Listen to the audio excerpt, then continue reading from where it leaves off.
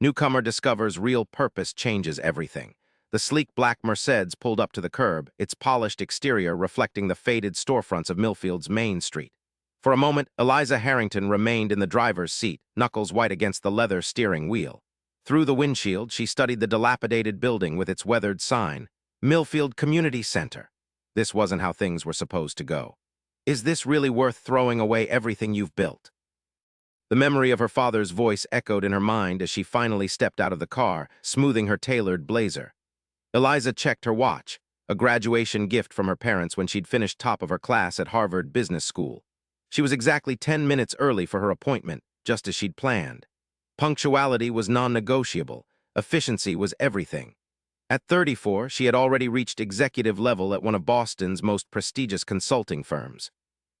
Until 3 weeks ago, when she'd walked away from it all, an elderly man shuffled out of the community center, his weathered face breaking into a smile when he spotted her. "You must be Ms. Harrington," he called out, his voice surprisingly strong. "I'm Walter Jenkins. We spoke on the phone." As they shook hands, Eliza noticed the calluses on his palm, the slight tremble in his fingers. She fought the urge to check her watch again. The board meeting to determine the fate of this dying town's community program started in 8 minutes, and her presentation needed to be flawless. "Tell me something, Ms. Harrington," Walter said, his eyes suddenly sharp beneath bushy gray eyebrows. "Why would someone like you leave a 6-figure salary in Boston to help a place like Millfield? What are you really after?" The direct question caught her off guard. For a split second, the carefully constructed persona she'd maintained for years cracked, revealing a glimpse of the uncertainty beneath. "Does it matter why I'm here?" she replied evenly. "If I can save your programs?" Walter studied her for a long moment. "I suppose that depends on what you think these programs are worth saving for." In that moment, standing on the crumbling sidewalk of a town she'd never heard of 3 weeks ago, Eliza Harrington faced a question she hadn't allowed herself to consider. What was the true value of a community, and who got to decide? More importantly, was she really the right person to make that decision? 3 months earlier, Eliza's life had been meticulously ordered. Her corner office overlooked Boston Harbor, her calendar was scheduled in 15-minute increments, and her trajectory was clear. Make partner by 35, board position by 40, early retirement with generational wealth secured. "Impressive numbers as always, Eliza," Richard Blackwell, the firm's managing partner, commented as they wrapped up their weekly meeting. His silver hair and tailored suit projected the image of success she'd been taught to emulate since childhood. "The Westmore acquisition is proceeding exactly as planned." Eliza nodded, satisfaction warming her chest. The Westmore deal was her biggest yet, a pharmaceutical company acquisition that would generate millions in consulting fees. "The board votes next Tuesday. Our projections show a 15% increase in shareholder value within the first quarter post-merger." Richard leaned back in his leather chair. "And the Millfield facility, that's being handled." Something in his tone made her pause. "It's a small research outpost, only 26 employees. The efficiency analysis shows it's redundant." "Good." Richard's smile didn't reach his eyes. "Those small-town operations are always a drain. Make sure the closure happens quickly and quietly." Later that evening, alone in her immaculate downtown apartment, Eliza reviewed the Millfield data again. The facility wasn't just a research outpost, it was the town's second-largest employer. Closure meant 26 jobs lost in a community of just over 4,000 people. Her phone buzzed with a text from her father. "Heard about the Westmore deal. Proud of you, kiddo. You're finally playing in the big leagues." Eliza stared at the message, a strange emptiness spreading through her chest. After 15 years of constant striving, of sacrificing relationships and personal time on the altar of professional success, why did her father's approval feel so hollow? She scrolled through the employee files from Millfield. Names and faces replaced the sterile financial projections. Maria Chen, lead researcher, single mother of 2. David Ockhaffer, lab technician, supporting his elderly parents. Walter Jenkins, facility manager for 22 years, widowed 5 years ago. For the first time in her career, Eliza couldn't sleep. The faces from those files haunted her dreams. What had once been abstract workforce reduction metrics now had names, families, lives that would be upended by her recommendation. When she arrived at the office the next morning, dark circles beneath her eyes disguised with expensive concealer, a new file was waiting on her desk. "What's this?" she asked her assistant. "Information on Millfield Community Center. Mr. Blackwell said you requested it." Eliza frowned. She hadn't requested anything. Opening the file, she discovered that the community center ran on grants from the very pharmaceutical company being acquired. Programs for children, seniors, and job training all would collapse without that funding. Turning to her computer, she dug deeper, researching Millfield with the same intensity she usually reserved for analyzing profit margins. What she found disturbed her. The town had already lost its largest employer 5 years earlier when the furniture factory closed. Unemployment was at 18%. The opioid crisis had hit hard. The community center was one of the few resources keeping the town afloat. When Richard stopped by her office that afternoon, Eliza was surrounded by research. "I've been thinking about Millfield," she said without preamble. "If we include provisions to maintain the research facility and community funding, we could position Westmore as socially responsible. It might actually increase their public perception value." Richard's expression hardened. "That's not our concern, Eliza. Our job is maximizing shareholder returns, not charity work. But the human cost is not our problem," he cut her off. "This isn't like you. I need to know you're still the closer I hired. The partner track doesn't accommodate sentimentality." As he walked away, Eliza felt something shift inside her, a fundamental questioning of everything she'd built her life around. That night, she called the only person who might understand. "Mom, do you have a minute to talk?" Susan Harrington's voice was warm on the other end of the line. "For you, always. What's going on, sweetheart? Your father mentioned the big acquisition." Eliza hesitated. "Do you ever regret leaving your practice to follow Dad's career?" The question hung in the air. Before Eliza was born, her mother had been a promising pediatrician, abandoning her own career when her husband's job required frequent relocations. "That's quite a question," Susan finally replied. "I made my choices. Your father provided well for us. But was it worth it? Were you fulfilled?" Another long pause. "I loved being your mother, but if I'm honest, there's always been a hollow space where my work used to be. Why are you asking this now?" Eliza stared out at the Boston skyline, the lights blurring as tears filled her eyes. "I think I might be becoming someone I don't want to be." The next morning, Eliza requested a meeting with Richard. "I can't recommend closing the Millfield facility," she said firmly. "I've run additional analyses. With some restructuring, it could become a specialized research center focusing on rare diseases. The community programs could be maintained under a corporate social responsibility initiative that would generate positive PR worth more than the cost savings from closure."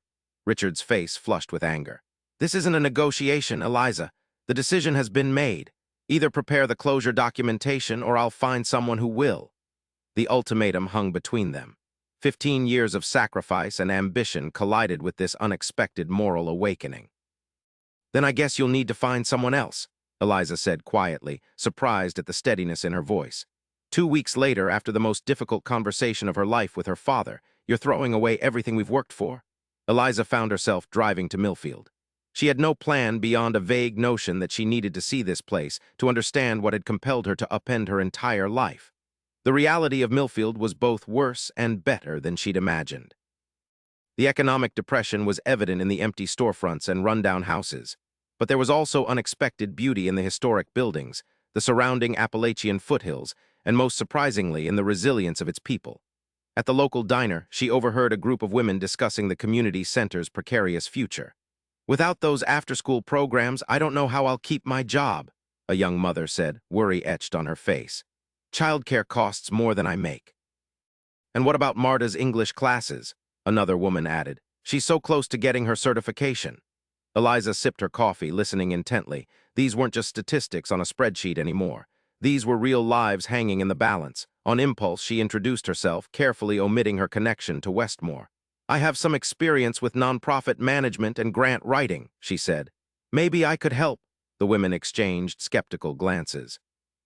"No offense, but we've had city folks come through before with big promises," said the older woman, introducing herself as Dorothy.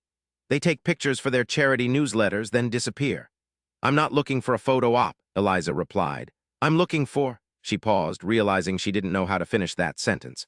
"A purpose," Dorothy suggested, her eyes kind but shrewd. The word hit Eliza like a physical force. Purpose, not achievement or success or validation, but something deeper.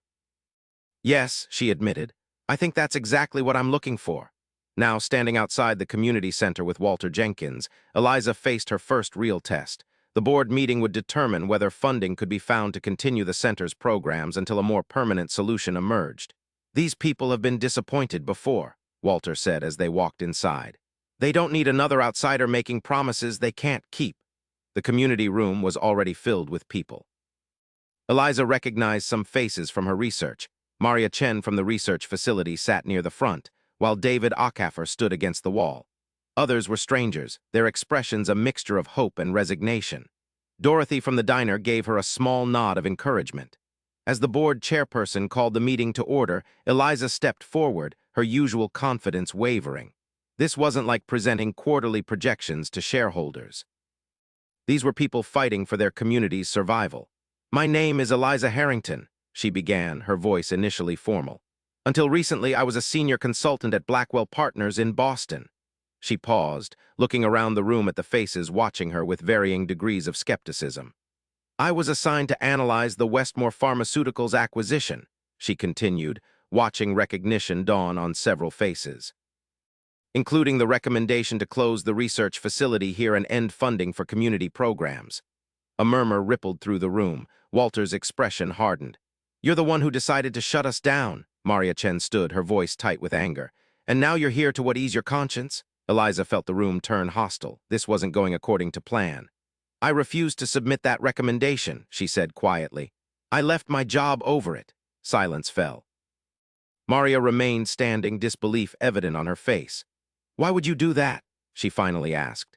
It was the same question Walter had posed outside, the question Eliza was still struggling to answer for herself. "Because somewhere between the spreadsheets and projections, I realized I couldn't be part of destroying something valuable just because its worth couldn't be measured in quarterly returns," Eliza replied, abandoning her prepared remarks. "I'm not here to save you. I'm here because I think places like Millfield have something to teach people like me about what really matters." For the next 20 minutes, Eliza outlined possibilities rather than promises, potential grants, corporate partnerships, restructuring options for the research facility.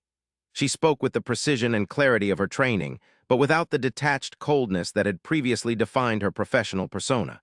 When she finished, Walter was the first to speak. "That's all well and good, but what happens when you decide we're not worth your time anymore? When the next big opportunity comes along?" It was a fair question, one that cut to the heart of Eliza's own doubts. "I don't know," she admitted, the honesty unfamiliar on her tongue.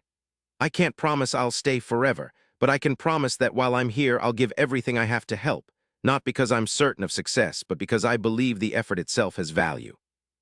As the meeting continued, with community members voicing their concerns and suggestions, Eliza felt something shift inside her. For the first time in her adult life, she wasn't performing or achieving or competing. She was simply present, listening with her whole self. After the meeting, as people lingered to talk in small groups, Dorothy approached her. "That took guts," the older woman said. "Admitting you don't have all the answers." Eliza smiled ruefully. "In my old job, that would have been career suicide. And in this new life you're creating, it feels like the beginning of something honest." Dorothy nodded. "Community doesn't work without honesty, or without people willing to be vulnerable enough to need each other."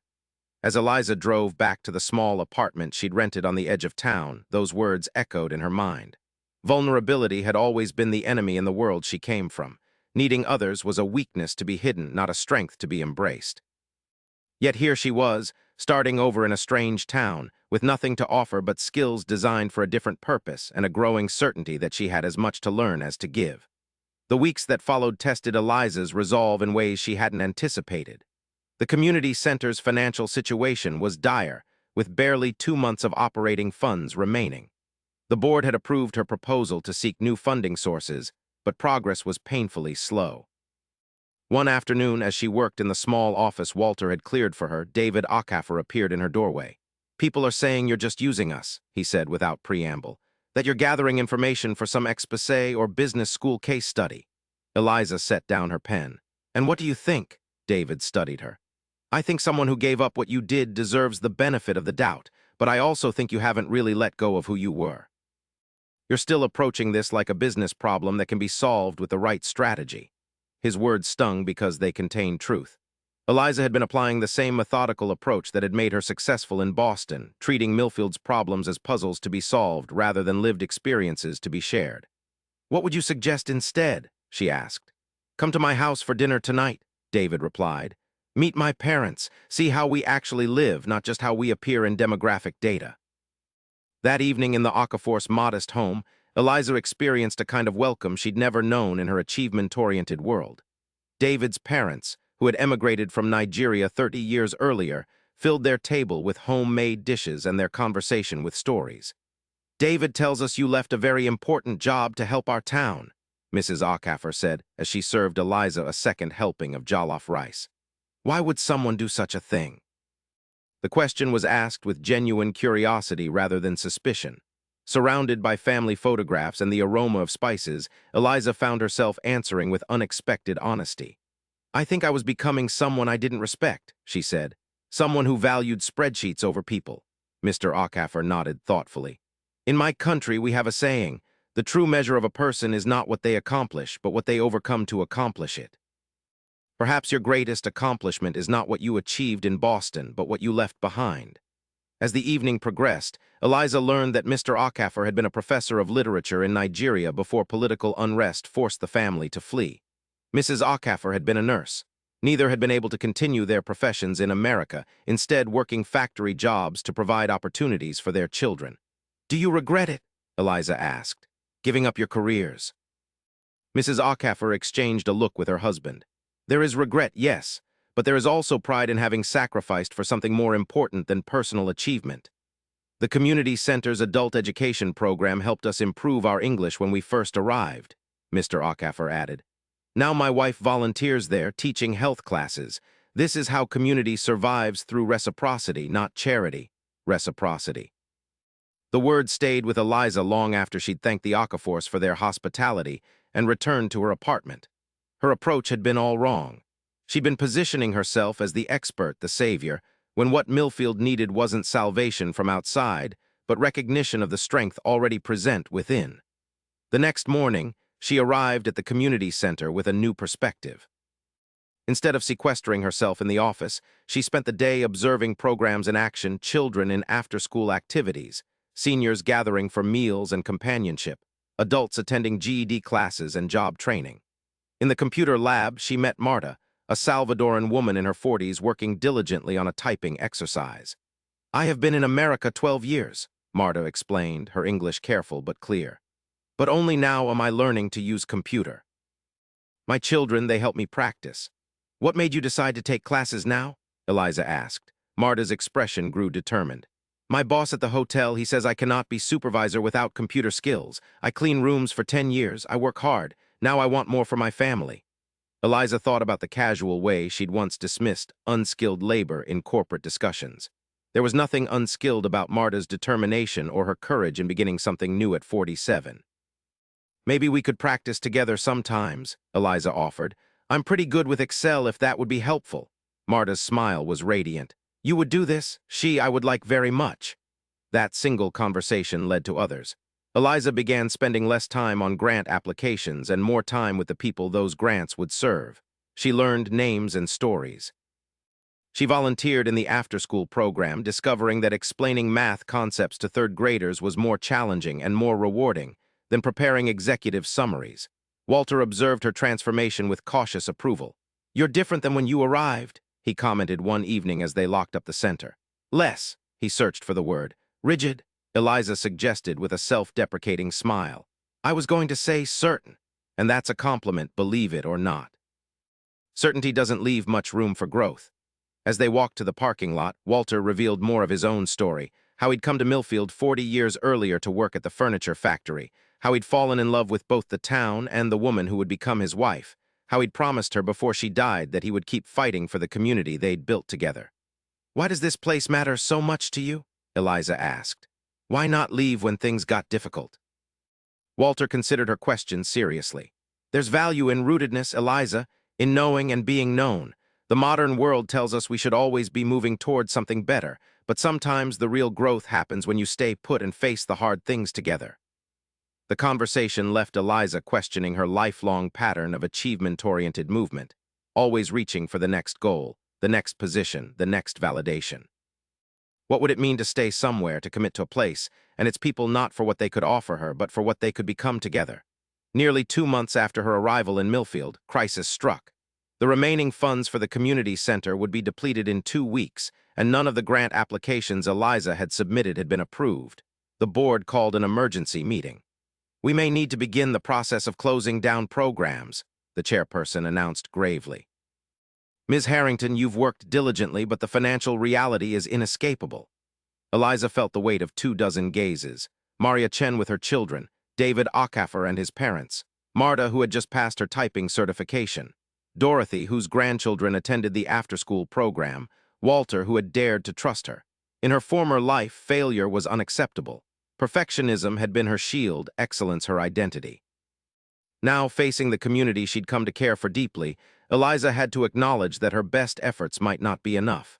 Before we make that decision, she said, rising to address the room, I'd like to propose an alternative approach. For the next 15 minutes, she outlined a community-based solution drawing on the very reciprocity the Force had described. Each program participant would contribute something: skills, time, resources, creating a cooperative model rather than a traditional service provider. The truth is, I've been approaching this all wrong, Eliza admitted. I came here thinking my business expertise would save this center, when what it really needs is to be transformed into something that reflects the strength already present in this community. Her proposal wasn't perfect. It wouldn't replace the needed financial resources entirely. But it offered a bridge, a way to extend operations while continuing to seek more sustainable funding. When she finished speaking, the room was quiet. Then Dorothy stood up. I can teach canning and preserving, she said firmly. Been doing it 50 years, might as well make it official. One by one, others followed. Mr. Ockafer would lead a literature discussion group. Maria offered to coordinate a science program for children. Marta volunteered to organize a cleaning team for the building itself. This isn't charity, Walter clarified, looking directly at Eliza. This is ownership. This is saying that what happens here matters enough for us to invest ourselves in it. The board voted to implement Eliza's community-based model for 3 months, with continued aggressive pursuit of grants and corporate partnerships. It wasn't a permanent solution, but it was a declaration of collective determination. After the meeting, Maria approached Eliza. When you first came here, I thought you were just another outsider who would leave when things got difficult, she said honestly, but you've become part of us. Eliza felt something catch in her throat. I'm still figuring out what that means, Maria smiled. That's exactly why you belong. The people who think they have all the answers are the ones who never stay. Later that night, Eliza received a call from her father. Your mother told me about this community center project, he said, his tone carefully neutral. It sounds like you're very involved. I am, Eliza confirmed, bracing for criticism. Instead, her father surprised her. Your mother also told me something else. She said she regrets not returning to medicine after you were in school. That watching you walk away from a successful career to follow your conscience made her realize how much she sacrificed of herself. Eliza sat down, stunned by this revelation. Dad, I'm not calling to argue, Eliza. I'm calling because I've been thinking about what you said before you left about measuring the wrong things, about valuing achievement over purpose. He paused. I spent your entire childhood teaching you to climb ladders. I never asked if they were leaning against the right walls. For the first time in her adult life, Eliza heard vulnerability in her father's voice. It's not too late to ask different questions, she said softly. No, I suppose it isn't. Another pause. Your mother and I would like to visit if that's all right. See this place that's become so important to you. The offer was tentative, an olive branch extended across the chasm that had opened between them. I'd like that, Eliza replied, feeling a knot of tension she'd carried for months begin to unravel. The following weeks brought unexpected developments. Eliza's parents arrived for a weekend visit, her father initially awkward and formal, her mother more openly curious. She showed them the community center, introduced them to Walter and Dorothy and the Force. On their final evening, as they shared dinner at the local diner, Susan Harrington made an announcement. I've decided to return to medical practice, she said. Part-time, focusing on underserved communities. At my age, it will mean additional certification courses, but... She smiled at Eliza. You've reminded me it's never too late to realign your life with your values. James Harrington reached across the table to take his wife's hand. And I've decided to retire next year. 40 years is enough. There are other ways to measure a successful life. Watching her parents' intertwined hands, Eliza felt a profound sense of things coming full circle. Her own journey had somehow created space for theirs to begin anew. Later that week, an even more unexpected visitor arrived at the community center. Richard Blackwell himself, impeccably dressed and visibly uncomfortable in the modest surroundings.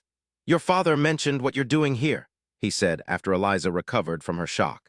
I was curious. Walter offered to show Richard around, a gleam in his eye suggesting he relished the opportunity to educate a Boston executive about rural community needs. Eliza followed, watching her former mentor's expression shift from polite interest to genuine engagement as he encountered program participants and heard their stories.